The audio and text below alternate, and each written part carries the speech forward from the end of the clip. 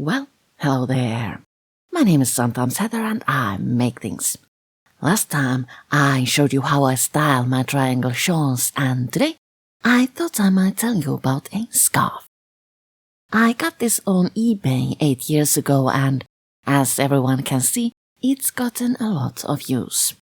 Now I would like to replace this with a handmade scarf. I got a piece of stretchy Georgette, a light fabric that falls heavy and has an amazing drape. I will use this to sew a scarf. First step after pre-washing is to straighten this edge.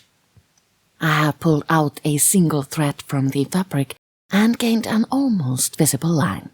This indicates a straight edge.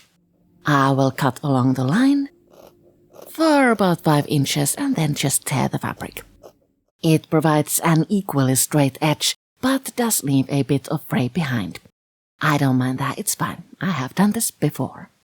I will use my old scarf to measure the width.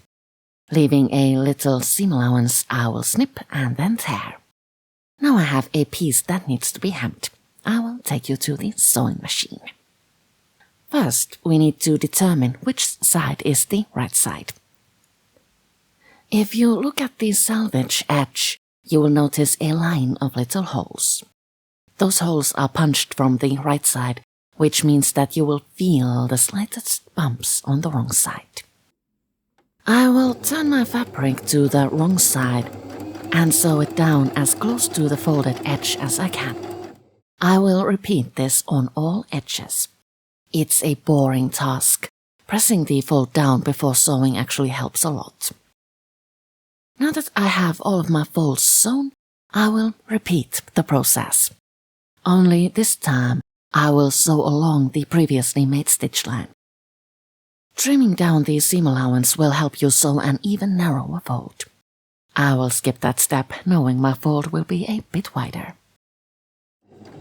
This isn't as narrow nor tidy as it could be, but it's good enough and looks amazing on the right side. With scarves, precision does matter. Being diligent with simple seams brings a professional result. Now, let's style this thing a bit.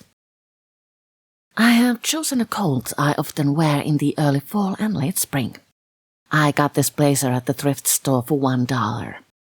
I have modified this a little bit, changed buttons and added a lacing detail to the back. So, the scarf. The easiest way to wear a scarf like this is to wrap it around the neck. This does feel a little bit unstable and can leave a gap right at the throat. I like to fold the scarf in half, wrap it around the neck and shove the loose ends through the loop, like so. Looks nice, stays put. Another favorite is to wrap the scarf around the neck again and then tie the ends into a big, fluffy bow. This makes people look at me kind of funny, and I have to admit, I like it. I hope you enjoyed this video. Next time, I thought I might show you how to knit gloves. Upside down. Thank you so much for watching, and I'll see you all later. Stay safe.